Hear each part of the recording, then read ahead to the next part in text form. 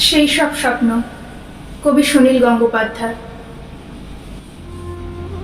কারাগারের ভেতরে পড়েছিল জ্যোৎস্না, বাইরে হাওয়া, বিষম হাওয়া।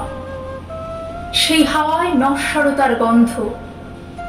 তবু ফাঁসির আগে দীনেশ গুপ্ত চিঠি লিখেছিল তার বৌদিকে, আমি অমর, আমাকে মারিবার সাধ্য কাহারও নাই।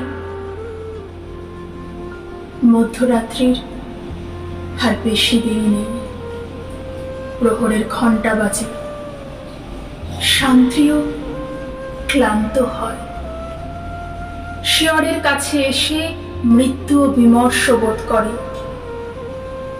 কন্ডেমড সেলে বসে প্রদ্যুৎ ভট্টাচার্য লিখছেন, মা, তোমার প্রদ্যুৎ কি কখনো মরতে পারে? আর চারদিকে চেয়ে দেখো, লক্ষ প্রদ্যুৎ তোমার দিকে চেয়ে হাসছে। আমি বেঁচেই রইলাম মা, অক্ষয়। কেউ জানত না সে কোথায়।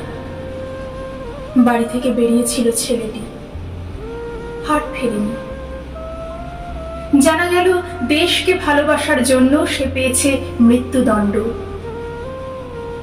শেষ মুহূর্তের আগে ভবানী ভট্টাচার্য পোস্টকার্ডে অতি দ্রুত লিখেছিল তার ছোট ভাইকে, অমাবস্যার শ্মশানে ভীরু ভয় পায়, সাধক সেখানে সিদ্ধি লাভ করে। আজ আমি বেশি কথা লিখব না, শুধু ভাবব মৃত্যু কত সুন্দর। লোহার শিকের ওপর হাত, তিনি তাকিয়ে আছেন অন্ধকারের দিকে। দৃষ্টি ভেদ করে যায় দেয়াল, অন্ধকারও বাংময় হয়। সূর্য সেন পাঠালেন তাঁর শেষ বাণী, আমি তোমাদের জন্য কি রেখে গেলাম? শুধু একটি মাত্র জিনিস, আমার স্বপ্ন, একটি সোনালী স্বপ্ন।